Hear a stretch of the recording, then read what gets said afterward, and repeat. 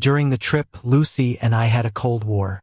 When the train reached the station, she didn't wait for me and got off first. By the time the conductor woke me up, I had already missed the stop. Surprisingly, I wasn't as sad as I thought I would be. I calmly bought another ticket. Goodbyes, it turns out, are often silent. You didn't get off? Yeah, fell asleep. She replied with an ellipsis. Then she sent me a location. It was a hotel address. I'm waiting for you. Can you get here by 9? I glanced at the time. 2 hours until 9. I'd have just enough time if I got off at the next stop and rushed back. Outside the window, vast wheat fields swept by, creating waves in the morning light. Such beautiful scenery, I rarely stopped to admire. No need to wait. Let's break up, I replied. She was typing on the other side, but the messages came through slowly. Finally, she sent, up to you. No arguments, just peacefully. And just like that, 6 years of our relationship ended. The woman next to me saw my expression and offered me a cup of warm water. Trouble with your girlfriend? I took the water, smiled, and shook my head. I met Lucy when I was 17, and I'd never seen her get angry with anyone. The first time I laid eyes on her was during our junior year's New Year's Eve party.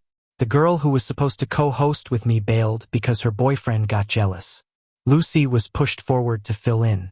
Long black hair, a narrow and straight nose, and light pink lips under a slightly upturned nose tip. She looked like she walked out of a manga. Maybe it was the atmosphere, but I only remember my heart racing at the time. I started purposely getting closer to her. Wherever she was, you could find me. Before morning classes, I'd rush, sweating, to leave hot buns and milk under her desk, then hurry back to my seat. During her halftime break at a competition, I darted through the crowd like an arrow and was the first to reach her, handing her a bottle of water from my pocket. Her distant eyes carried a hint of amusement. Why are you everywhere? I tilted my head shamelessly. I like you. Get used to it. She chuckled softly, took my water, and drank it, drops trailing down her chin to her collar. I don't like you. Get used to it. Don't believe me? Just try your luck. I'm betting your patience won't last a month. I stared at her lips wetted by the water and made a silent vow. These lips, soft and moist, I vowed to kiss them. For sure. I smiled confidently. Just wait, you're gonna lose. Friends warned me not to waste my efforts, saying a girl like Lucy was like a proud daughter of heaven, her heart colder than century-old ice. But once I set my mind on something, not even 10 strong bulls could stop me. Back then, I naively thought I'd be the one exception, the one who'd make her lose control. Many pursued Lucy, but only I persisted.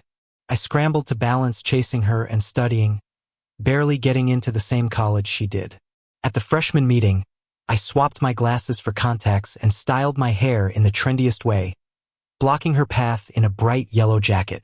She, who was usually expressionless, was slightly stunned, and her tone now carried a hint of teasing. TSK, you're persistent. Not long after that day, she agreed to be with me. Her straightforwardness felt surreal. Later, waiting to have dinner after her class, I learned why. Her friend asked her, "Didn't you say you didn't like Eric?"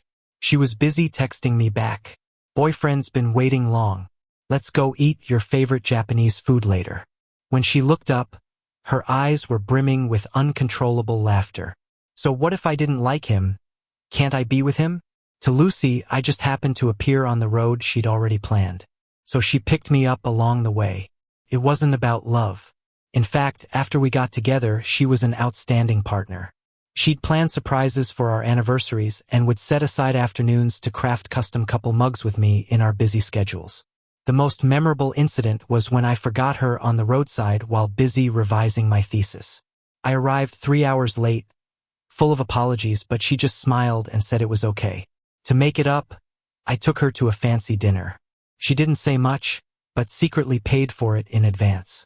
Ever since I overheard her conversation with her friend, I harbored this feeling, and our relationship remained stuck at kissing and hugging. Because this fragile relationship felt like a ticking time bomb, waiting for the right moment to be triggered. Maybe it was the romantic night atmosphere or the mounting pressure as graduation loomed. With the influence of alcohol, I fell on her. Kisses went unskilled from nose to throat. She arched, steadying my waist. Her pretty brows furrowed, emotions suppressed, her voice hoarse. "Eric, do you know what you're doing?" In the warm light, I propped myself up on either side of her. Defiant. "Lucy, you're fake, aren't you?" She laughed with a hint of irritation, exerted her slim waist slightly. She gently kissed my face, her laughter bewitching. "Still think I'm fake?" Her question made me blush, my hands releasing as if they were burned. After graduation, Lucy followed her mentor to a lab in City A. She asked if we should pursue our own paths or if I'd tag along. Her expression was calm, as if making an ordinary decision. I chose the latter. We settled down in City A. She took me to meet her parents, discussing engagement plans. For our 5th anniversary, she came home with a heterochromatic white cat and wanted me to name it. "Coco, how about that?" I excitedly took the cat, holding it close. Lucy didn't look at me, teasing the cat with her fingers, her smile faint. "Your mom's a foodie, always naming things after food. Coco, keep your mom company. Make him laugh, don't make him sad, or Dad will deduct your fish sticks." She made me laugh.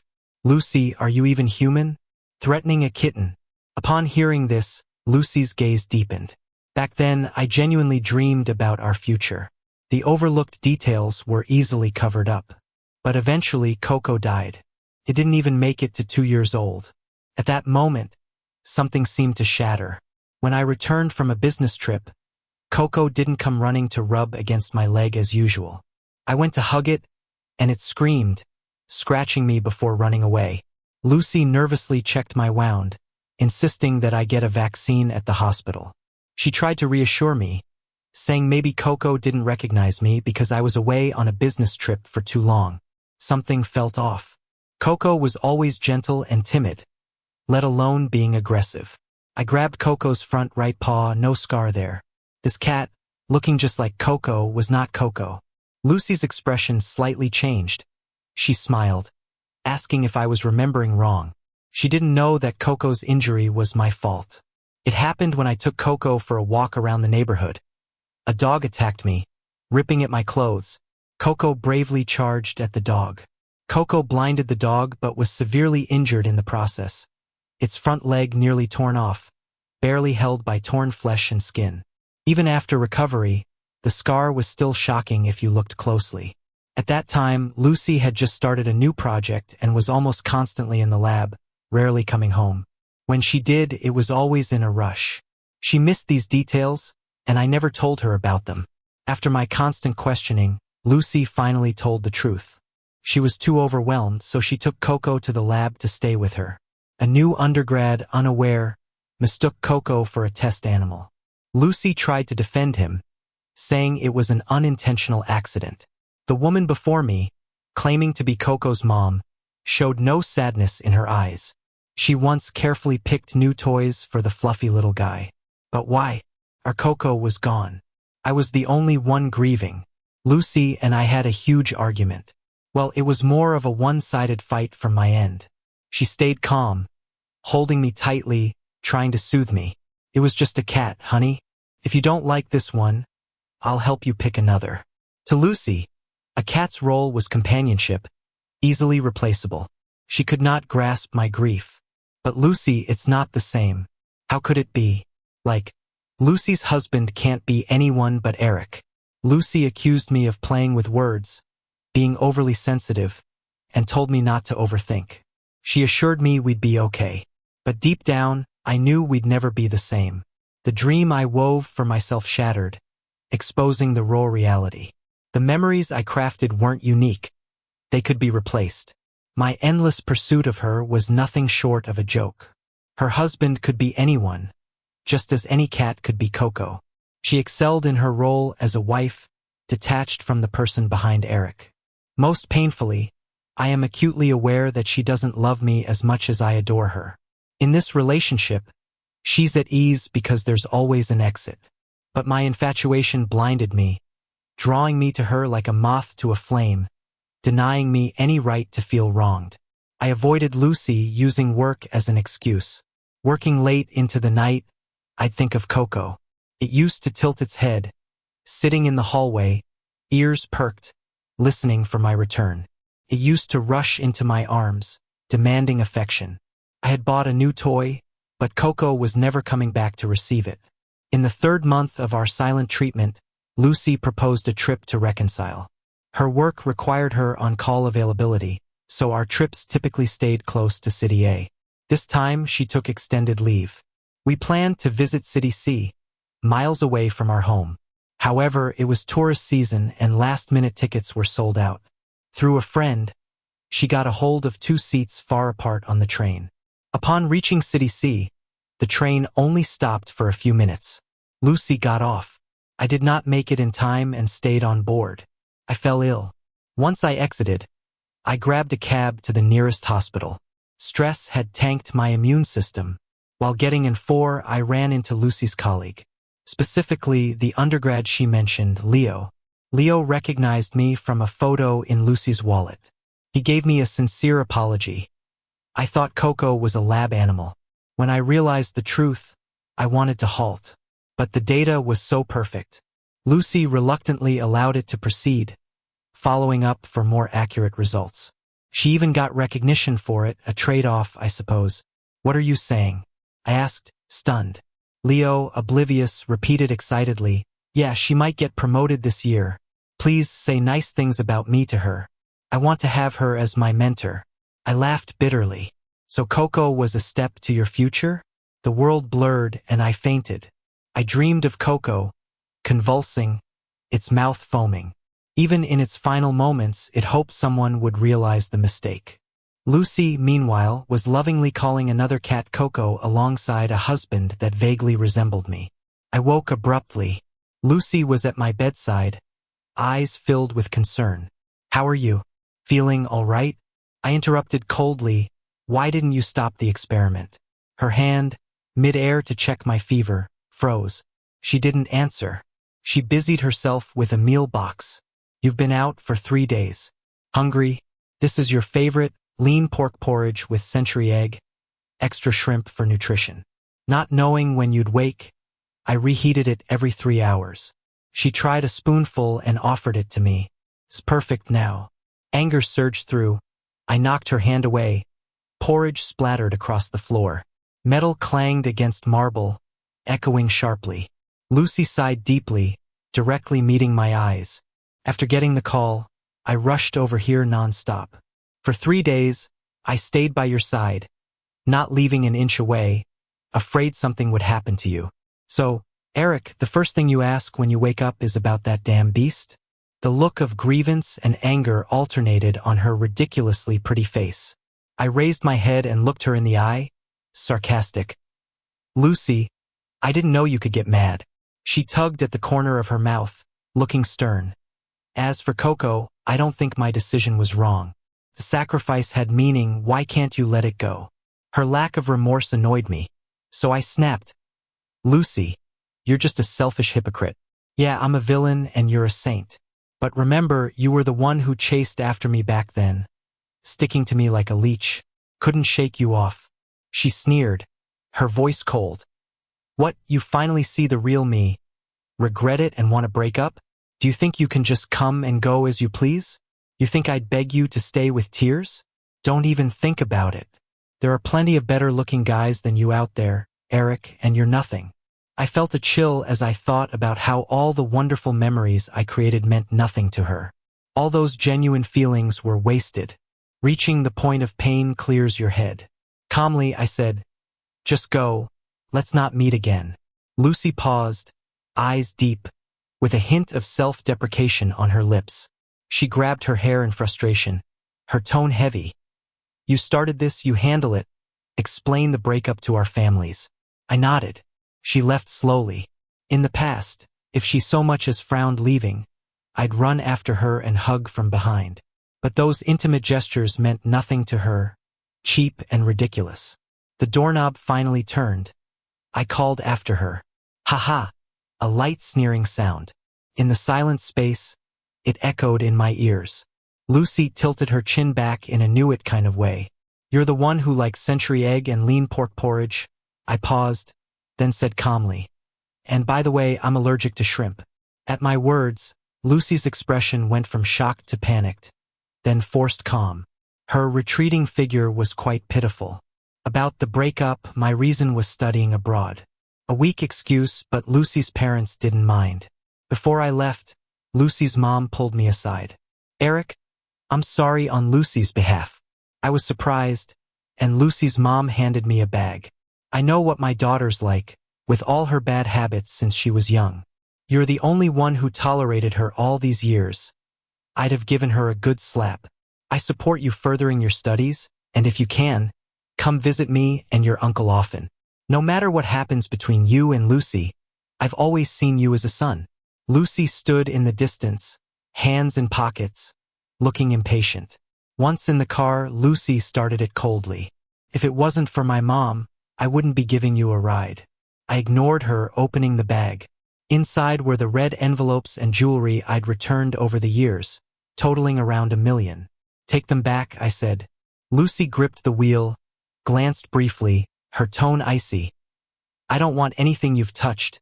It's bad luck." Lucy, with her stunning face, hid a manipulative nature underneath. Happy, she was harmless, sometimes even fun and humorous. Upset, her side remarks could sting to the bone. I remember once, waiting for her to get the car, I chatted with an old classmate. On the road, Lucy was silent with a dark face. Carefully, I asked, "What's wrong? Do you fall for anyone you meet?" She said, expressionless, her words hurtful, one by one, "Eric, your love is cheap." Back then, I swallowed the bitterness, rationalized her behavior.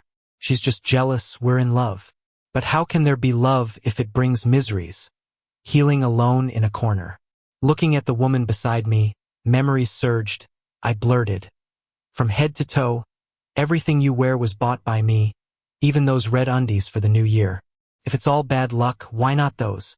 Lucy's face was livid, hit by my sharp words. I poured out the grievances. "I've even slept with you, so why don't you go die?" "You." Lucy gritted her teeth. "Eric, I suggest you get smart. Remember you're in my car. What, you gonna dump me on the road?" I sat up, shouted, "Stop the car!" Lucy clenched her jaw, stopped speaking, and floored the gas. The sudden acceleration made me instinctively grab her arm, then let go. She gave me a sidelong look, then glanced away. In front of my complex, she dumped me out, bag and all. Once steady, her car sped off. Unless there's some miracle, this was our last time. Not a pretty end. I couldn't put my finger on how I felt. The world is huge, but two people meeting only takes a touch of fate. When it's over, we'll never meet again. At dinner, my mom started her lecture. "It's not even a matter of principle. I don't know what's gotten into you." I didn't argue.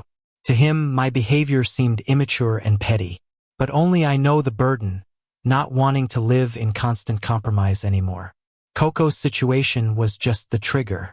In this relationship, I lost myself. The outcome was unacceptable. A piece of meat set to rot. Before things go south, it should be cut out. "All right, let the kid enjoy his meal." My dad chimed in once. "Enjoy? He's been freeloaded on for years." I paused. "Mom, what are you saying?" My mom lost her cool, tossing her chopsticks. "Isn't it true? You gave up everything for a woman, changed your college major, moved to city afar from home. We finally accepted Lucy. She doesn't drink or smoke, just a little career-focused. The perfect person to marry. You're upset over this trivial issue again. Don't work yourself into a corner. The ones closest to us, they know the best way to hit where it hurts the most." We parted on bad terms. My parents are both teachers, very traditional household. From what color clothes to where to study and later work and settle down. Even the woman I would spend the rest of my life with, preferably someone also in education. My life was planned out from early on. Whatever they thought was right, I'd always want to do the opposite. I want to prove that my choices are right too. Life isn't just the path they laid out. I'm working hard for my choices. And in fact, these choices have yielded positive results. I became proud and thought feelings were the same. following the love of my life with sheer determination. About Lucy, I lost, and I accepted it. Tears slid down my cheeks, cold seeping into my heart, but I smiled. I'm still young. I can start over. Life's error margin is wider than you think. I shouldn't give up because of one wrong choice. In the middle of the night, I knocked on my mom's door. I knew she wasn't asleep either. Parents love their kids, so they plan far and wide for us. They walked the path successfully, so they paved the way, hoping I'd avoid the twists and turns. That's all. There she sat in her reading glasses at the bedside, stitching an old-fashioned cross-stitch. It's what she does to relieve insomnia. The warm light, casting shadows, revealing some silver strands in her hair from time. She glanced at me but stayed silent, continuing her cross-stitch. I walked over, hugged her from behind, gently nuzzling her shoulder, called her Mom, clingy as ever. She ignored me. I pressed on, Mom. Don't call me Mom. I'm old, can't control you anymore.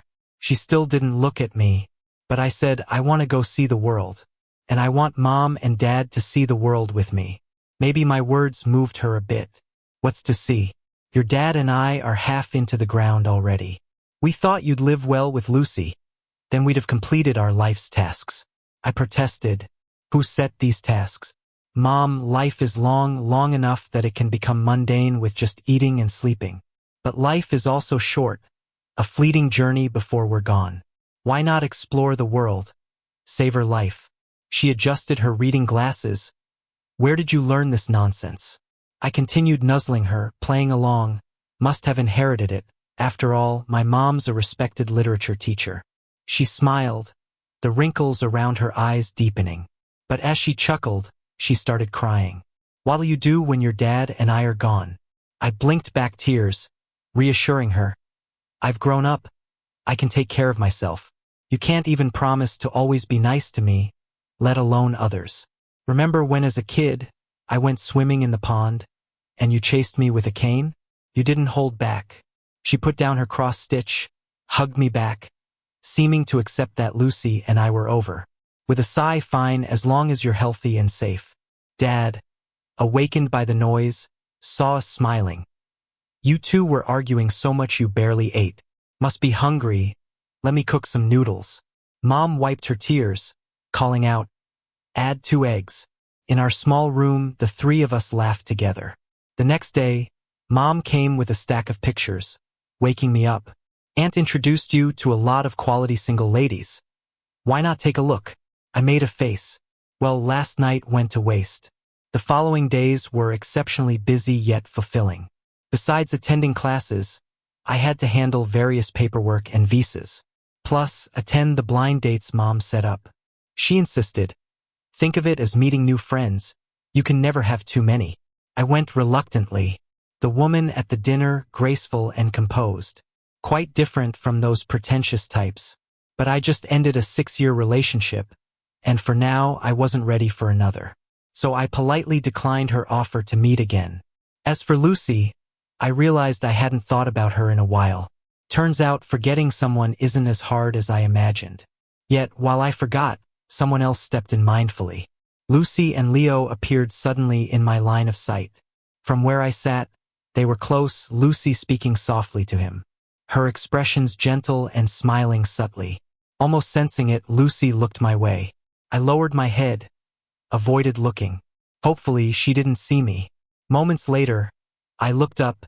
They'd already sat down. Lucy facing away, laughing and chatting with Leo. Going separate ways is now more real than before. My date sensed my absent-mindedness, ended the meeting early. Outside, waiting for a cab, a car's headlights flashed in my face. I raised a hand against the blinding light, squinting to see Lucy behind the wheel. She, who never smoked, had a cigarette in hand, looking pensively. Silent for a while, she spoke first. Was that your new flame? None of your business. Lucy remained indifferent. Flicked ash. Did you report me? I was taken aback. As if confirming her hunch, Lucy chuckled, nodding. Stray cats being used in experiments is common. Your report doesn't count. You'd be better off accusing me of moral failings for cheating. but doesn't hold, from start to end. There was only you, Eric. Seeing my silence, she chuckled. I'm with Leo now, he's really good. Not like you, so pretentious and over the top. I responded with a smile. Well, congratulations. She studied me closely as if searching for something on my face. The result of stray animals in experiments didn't surprise me. I consulted professionals. At most, it'll draw public attention. But the impact of public sentiment is significant. Even if it meant internally criticizing Lucy for letting personal grudges affect her work. Fine. She should be punished for Coco's death. So, I reported her to her lab's higher-ups. Bad people get what they deserve. It's just not their time yet. Hearing this, Lucy laughed more flamboyantly. Eric, should I call you naive or just plain dumb? That bad people get what they deserve thing is just spiritual comfort for those who can't do anything useful. Just then, a flash of lightning cut through the sky, and it seemed like it might rain. I quickly took a few steps back from Lucy, scared of getting caught up in it. I even kindly reminded her, looks like it's gonna storm, you should leave. Lucy didn't seem to care as she got out of the car and walked toward me, talking to herself. You kept talking about how good this place is, so I thought I'd try it. It's pretty spicy, I choked a few times, but I could handle it. Lucy is a southern girl who can't handle any spice. Eating spicy food keeps her up all night with a stomachache. Me, I'm a spice fanatic, but I got used to eating bland food with her all these years. So when she said she could handle it, I was kind of surprised. Maybe it's thanks to her new boyfriend, Leo. Seeing I still wasn't responding, she opened the passenger door. I'll give you a ride. No need, I called a car, I replied. We can't even be friends anymore? Under her hopeful gaze, I nodded deeply. Lucy leaned back a bit, with a self-deprecating smile tugging at her lips. I still can't believe we ended up like this because of a cat. It was the first time you gave me the cold shoulder, the first time you ignored me, the first time we fought. Am I really worth less to you than a cat? This cat was a gift from me. I really brought this upon myself. I paused, a nameless sadness sweeping through me. Lucy, not fighting is what's really terrifying. We're human, we have all sorts of emotions. But I was too scared to show my dissatisfaction, more afraid to lose my temper at her, because I knew she would be the first to let go. Even when we were at our closest, she could calmly ask if we'll go our separate ways or if I'd move to City A with her. In the future, she plans, I'm never there. This relationship was held together by my grip. If I let go, there's nothing left for us. You knew getting a similar cat to replace Coco would upset me. But you still chose work over Coco. You were sure I wouldn't pick a fight because I loved you the most. When I realized this, it's not that I stopped loving you, I just chose to love myself. Lucy moved closer and grasped my wrist, seemingly wanting to explain something. But in the end, she was left with just silence. My ride arrived. I nodded for her to let go.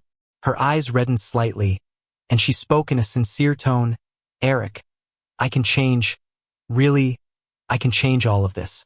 Come back and we can be like before. If you're mad, just hit me to vent. Being with Leo was just out of spite.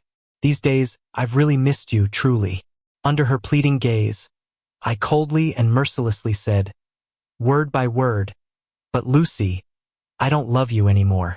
Lucy froze, her eyes full of shock and disbelief. Maybe my words hit her like a ton of bricks. Even after I got in the car, she stood there like a statue. As if on cue, a heavy rain poured down, the car roof noisy with the pounding rain. As the car drove away, through the rain I could still see her familiar figure standing there. The headlights stretched her solitary shadow until it vanished. Is she your girlfriend? The driver lady asked. I was surprised and realized she was the one who gave me water on the train before. I corrected her with a smile, ex-girlfriend. She asked, did she see someone else? I thought about it. At least during our time together, she was faithful. When I shook my head, the lady sighed. I've been with my husband since I was 18, even had 2 kids with him, married for over a decade. He treats me well, gives me his paycheck. When she talked about it, her eyes lit up. Just as I was about to congratulate her, she added, but he secretly had another woman outside. Seeing my pause, she sighed heavily. When I was young, I'd fight about it, but now the kids are older and I just make do.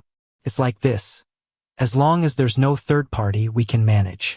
She tried to console me, seeming indifferent yet free-spirited. But all I saw was a middle-aged woman's self-comfort after sacrificing herself for her family. Isn't loyalty to your partner the most basic requirement? When did that become a virtue in choosing a partner? If a tumor that could turn malignant at any moment isn't caught and removed, even if it means not coming out unscathed, you should fight to eradicate it before it spreads beyond cure. My words seemed to surprise the driver a bit. Love shouldn't be about having no boundaries, dignity, or leading to downfall. Love is about supporting each other, moving forward harmoniously, thriving. Lucy didn't go back to Cydia. Instead, she kept showing up everywhere I go, like on my way to a seminar or near my home. She wore clothes I bought her and greeted me. I ignored her, but she just smiled. She seemed to be trying to play the role of a deeply affectionate partner. I bet she won't have the patience for more than a month. Confidently, she assured me, just wait and see. I'll prove my determination. The scene felt oddly familiar, but I didn't dwell on it. Later, my mom told me Lucy bought the house across from ours and planned to stay there long term. My mom found out because when the dishwasher broke and we needed someone to fix it, Lucy just showed up and took care of it. Not only the dishwasher, but she also changed light bulbs and even took on the work of painting old furniture. My mom shared this proudly. "Mom, I'm not with her anymore," I said, worried she'd hope for a reconciliation. "Who cares?" My mom replied with a dismissive wave. "Serves her right for messing with my son." Thanks to Lucy, my mom stopped planning any blind dates for me. Every day they found new ways to torment Lucy. If it wasn't throwing rotten eggs at her door, it was dumping trash. My mom wanted Lucy gone, but Lucy kept sticking it out, day after day.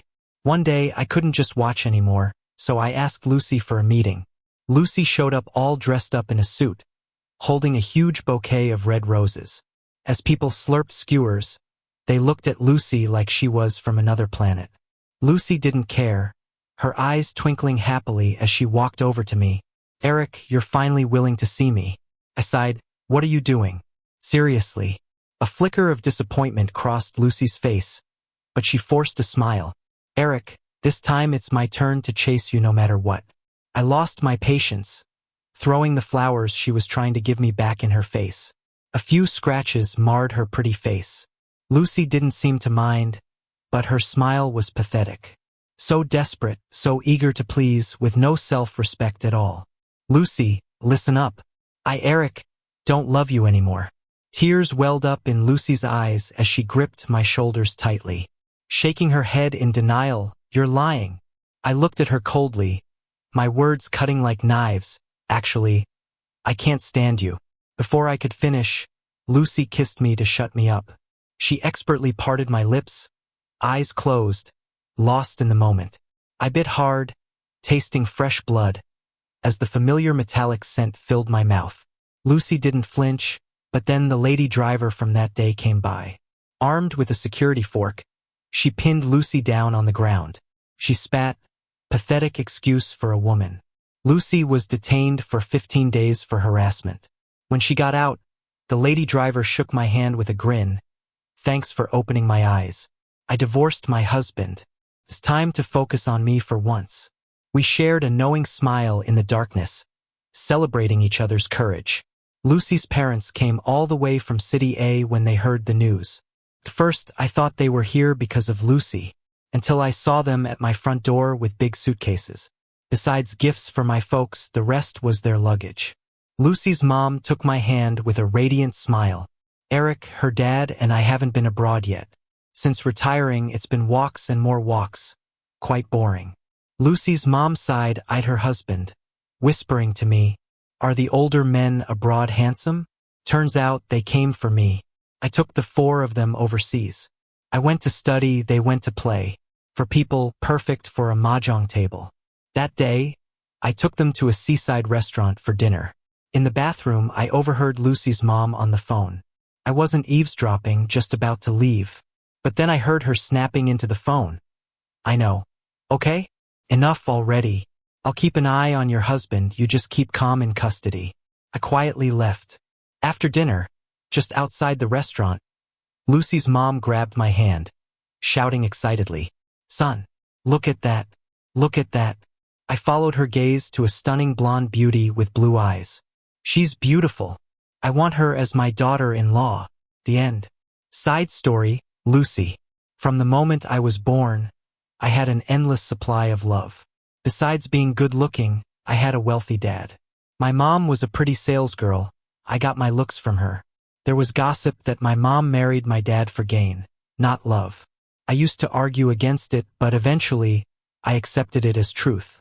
Around me, from classmates to teachers, even the school leaders, they treated me with extreme care and kindness. Once I trusted them, their true intentions came out. They just wanted to use me to connect with my dad for their own benefit. My world started falling apart. Friendship was fake. Family love was fake.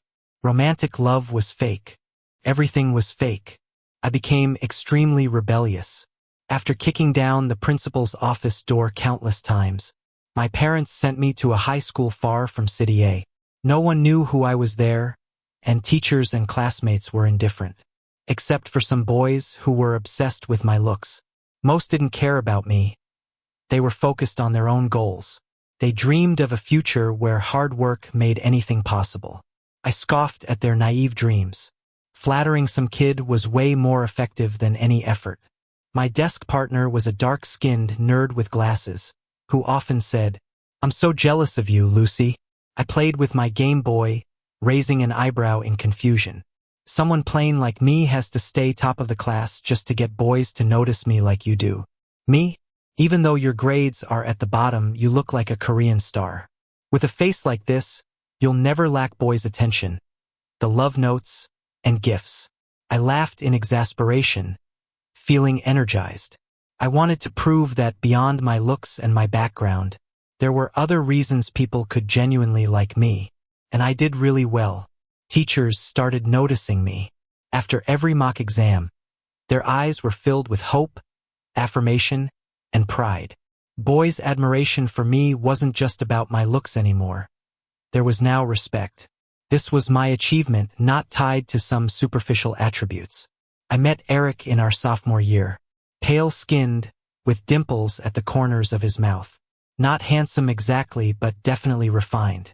He was like any of the other boys who liked me, bringing water, gifts, writing love letters.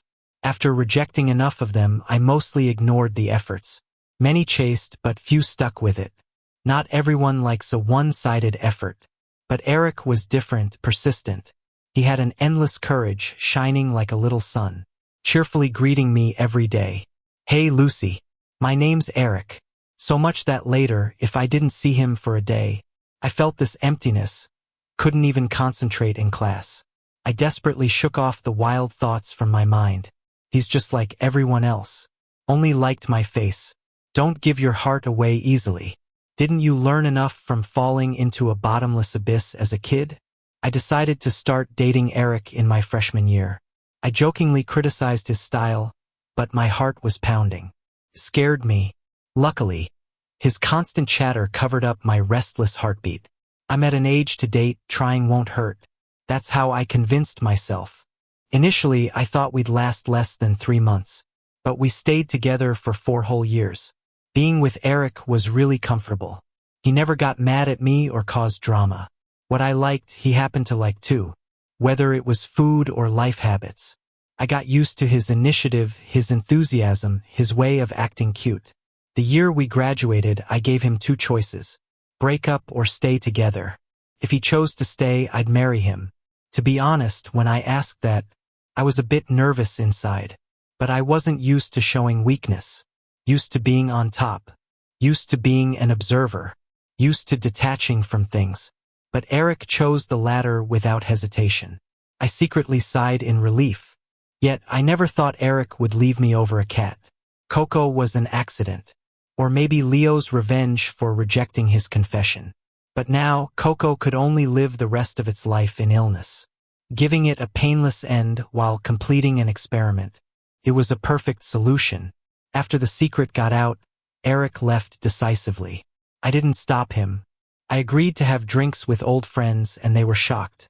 I used to despise hanging out with them. I didn't like smoking or drinking. These activities are harmful and make people lose themselves. They're shallow and fake. I only liked tinkering with data in the lab. It was real and direct. But in that moment, I just wanted to get drunk. Not for anything else, just to celebrate that Eric finally dropped the act. He approached me with intentions just like others. Thankfully, I never gave him my heart. Lucy, you know what you're like right now? My friend teased. What? I slowly blew a perfect smoke ring into the air. A breakdown. Or self-deception after breaking down. You're in love with him. I frowned, denying what she meant. No way, I'm too happy for that. Guys like him lie all the time, full of tricks to woo you. Then they dump you and don't cherish you, coming and going as they please. What did he take me for? I threw my glass to the floor, unwillingness obvious in my words. Childhood nightmares came rushing back. A voice inside kept shouting, pathetic, he didn't love you at all. See, he preferred a cat over you. You lost again, tricked into giving your heart. What gave Eric the right to just leave so easily? Am I not even worth a cat? I kept testing until he admitted he loved me. He loved me and loved himself. There's no conflict between the two. I tore off all my pretenses, let my guard down, joyfully expressed my love, willing to do anything if he'd come back. But he said, but I don't love you anymore. Cruel and heartless. I was soaked to the skin in that heavy rain. I got a fever. In my delirium, I hoarsely called Eric's name. But no one hurried over to check on me, to kiss my forehead at my bedside. I made him feel wronged. His love for me was completely used up. He no longer loved me. Facing this fact, all those little details I once ignored came back to stab me like a sharp sword, leaving me in pain, utterly crushed and hopeless. My mom scolded me for being hypocritical and arrogant, taking others' unconditional giving for granted. I deserved this, it served me right. For the first time, I didn't argue back. I asked her, do you and Dad love each other? My mom paused. Her eyes softened as she sunk into memories, recollecting bits and pieces of her life. A lifetime of pursuits. No matter if it was opening a store or investing, he was always passionate, even though he never succeeded. But he maintained his enthusiasm, as long as he turned back. Her husband's gaze was always sincere and firm. During leisure, we'd talk about life goals, reminisce old times, including my rebellious daughter's future path. Life is long. Staying away from the Vanity Fair might not be bad. When a storm was brewing, my mom would worry about her husband's injured knee, applying heat, massaging the joint, easing the pain, never mentioning love. Love is more than just taking, it's giving too. Love is about response, seeing and touching it. I tried following Eric's journey, and only then did I realize the hardships and grievances along the way. After submitting my resignation, Leo looked really conflicted. He was glad there'd be no competition for the end-of-year evaluations. But the lab hired some talented newcomers. Before leaving, I accidentally saw Leo and the boss in a passionate kiss. If I remember right, this boss has a husband. But none of this concerns me now. I looked up to the blue sky. My dear Eric, this time let it be me running towards you wholeheartedly.